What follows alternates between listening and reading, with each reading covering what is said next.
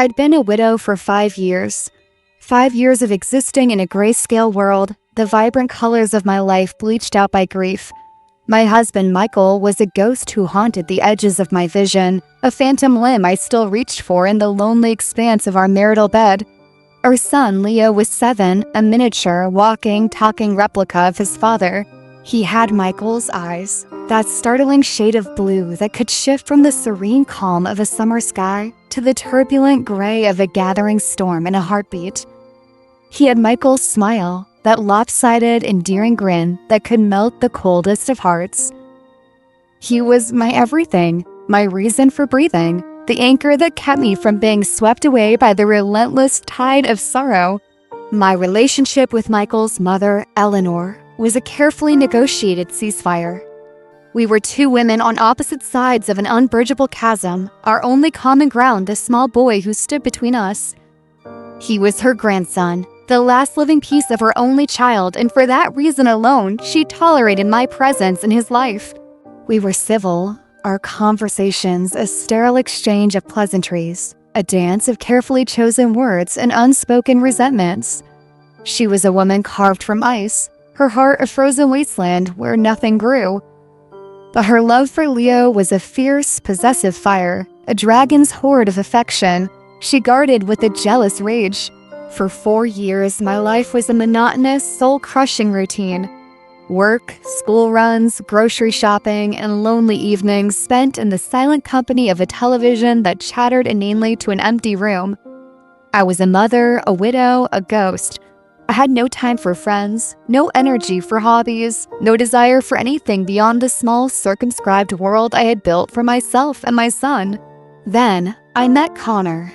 He was a supernova in my starless sky, a sudden, blinding explosion of light and color and life. He was a colleague at the new job I'd taken, a desperate attempt to inject some novelty into my stagnant existence. He was funny and kind, and he looked at me not with the pitying gaze of a world that saw me as a tragic figure, but with an intensity that made me feel seen, truly seen, for the first time in years. I tried to resist, to push him away. I was a single mother, a widow. I was damaged goods. But Connor was persistent. He didn't see the baggage, he saw me. He saw Leo. He saw family. And when he asked me to marry him a year after our first meeting, I said yes. I was happy. A simple, uncomplicated, terrifyingly unfamiliar happiness. I was so giddy with it. So drunk on the possibility of a future that wasn't shrouded in the gray fog of the past that I didn't see the storm clouds gathering on the horizon.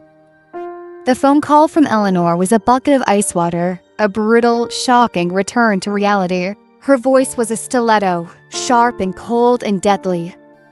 She knew about Connor. She knew about the wedding. And she was not happy. "You're moving in with him?" she'd asked, her voice a low, menacing purr. "And you're taking my grandson with you?" "He's my son, Eleanor," I'd replied, my voice trembling, a fragile leaf in the face of a hurricane. "And we're getting married." The silence that followed was a living thing, a malevolent entity that slithered through the phone line and wrapped itself around my throat.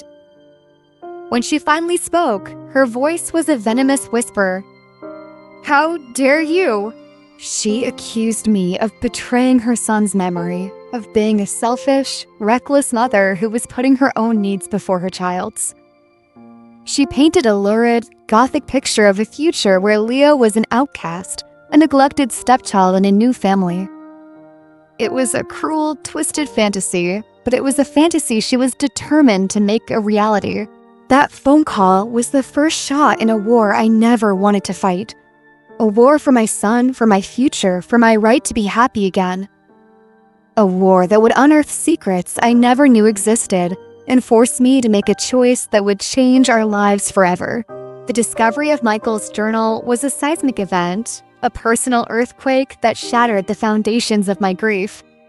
The man I had mourned, the man I had placed on a pedestal of saintly perfection, was a flawed, complex human being, a man who had been torn between 2 loves. The knowledge was a bitter pill to swallow, but it was also, in a strange, unexpected way, liberating. It freed me from the tyranny of a perfect memory, from the impossible standard of a love that could never be replicated. It allowed me to see Michael not as a ghost, but as a man, and it allowed me to see myself not as a widow, but as a woman who had loved and lost and was now, finally, ready to love again. But the journal also presented a new and dangerous complication. It was a weapon, a tool that could be used to destroy Eleanor.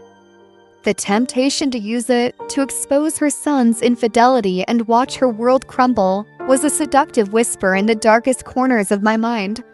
But I couldn't do it. I wouldn't do it. I wouldn't do it. I would not stoop to her level. I would not use the secrets of the dead to win a battle with the living. I decided to keep the journal a secret, a private, painful truth that I would carry alone. But the weight of it was a heavy burden, a constant nagging presence that cast a long shadow over my relationship with Connor.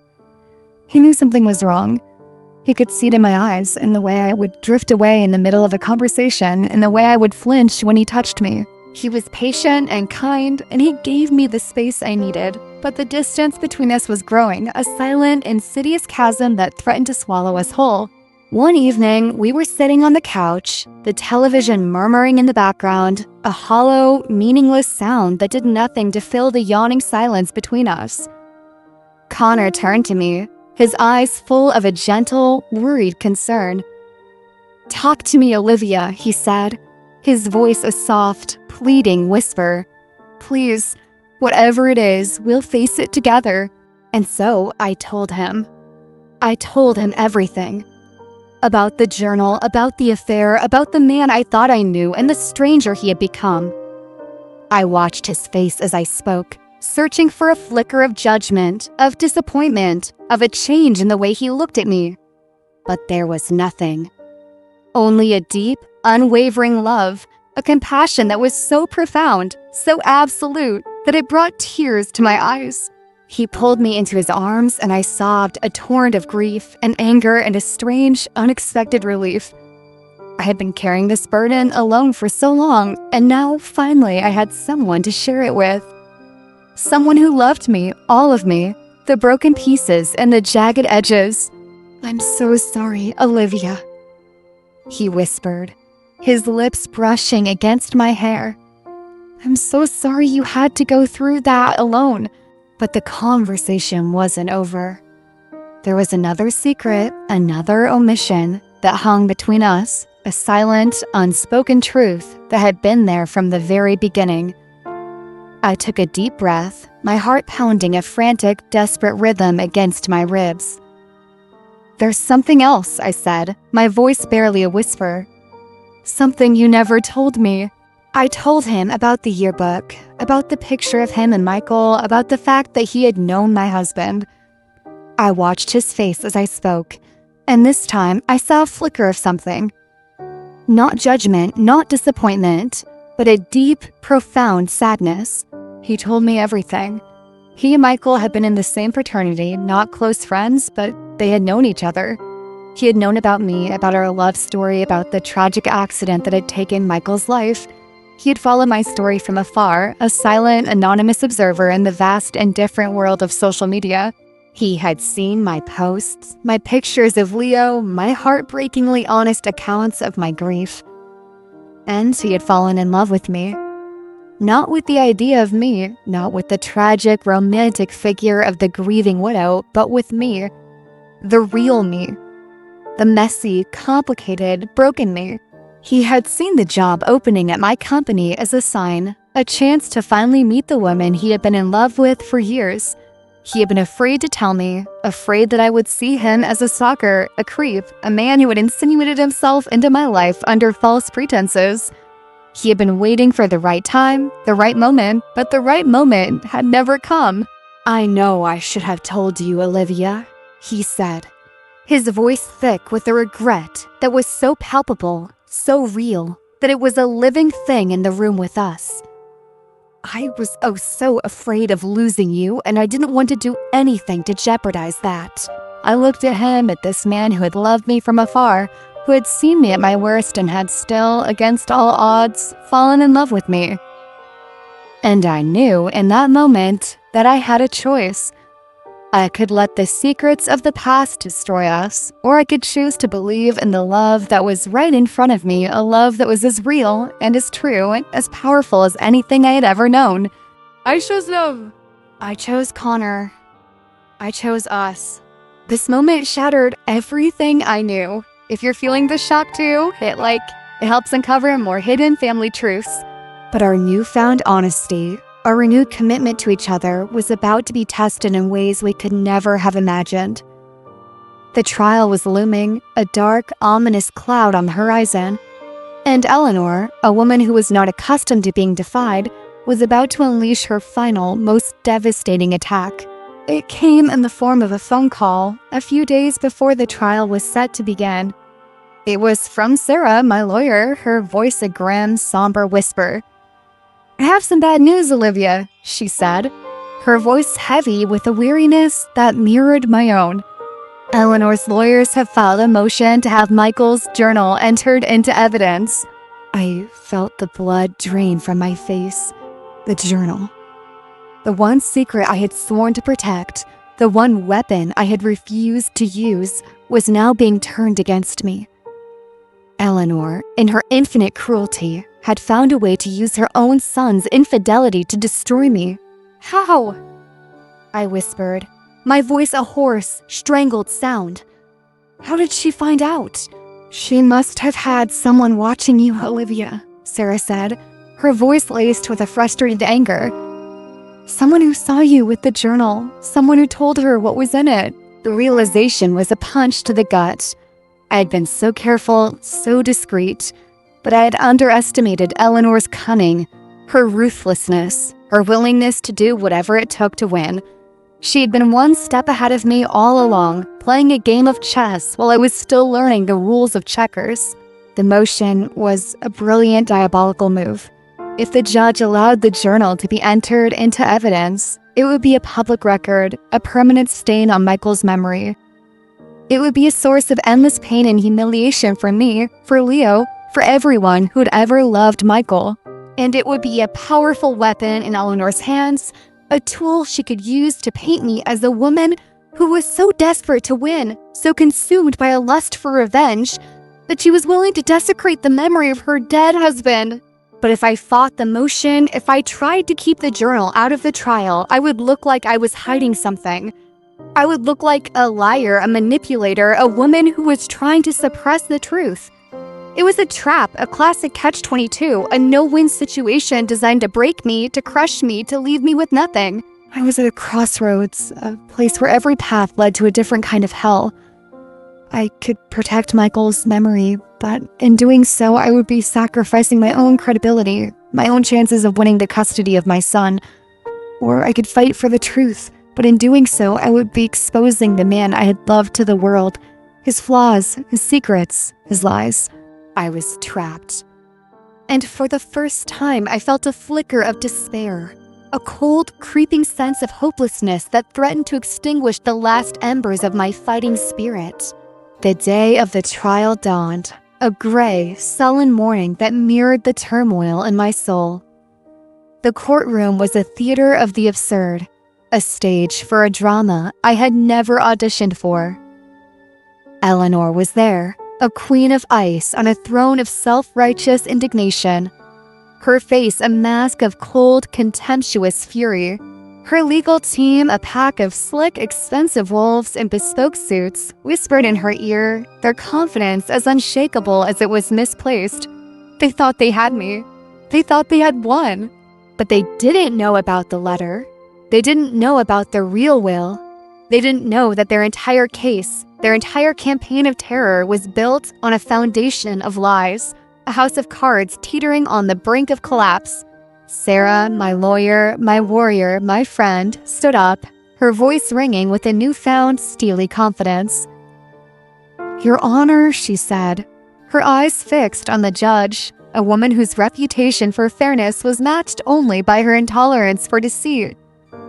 "We have new evidence to present, Evidence that will prove beyond a shadow of a doubt that my client has been the victim of a calculated, malicious, and deeply personal campaign of fraud and deception.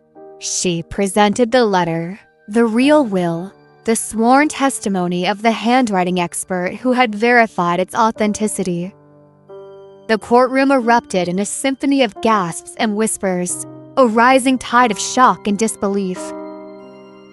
Eleanor's face, for the first time, lost its regal composure. Her mask of righteous indignation cracked, revealing the ugly, grasping greed that lay beneath. She lunged to her feet, her voice a shrill, desperate shriek that echoed through the hallowed halls of justice. "It's a lie! A forgery! She's trying to steal my son's money!" But it was too late. The truth, a wild, untamable thing, was out. The judge, her face a thundercloud of righteous anger, looked at Eleanor with a mixture of pity and disgust. "Mrs. Davenport," she said, her voice as cold and sharp as a shard of glass, "I suggest you sit down and remain silent. You are in a great deal of trouble." This moment shattered everything I knew.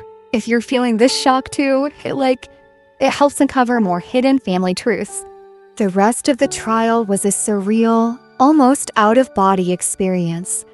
The private investigator, a man whose conscience had finally gotten the better of him, was called to the stand. His testimony was a damning, methodical indictment of Eleanor's treachery. He recounted the months of surveillance, the fabricated reports, the bribes, the lies. He painted a portrait of a woman so consumed by greed and a pathological need for control that she was willing to destroy her own family to get what she wanted. Then, it was my turn. I took the stand, my heart a wild bird beating against the cage of my ribs.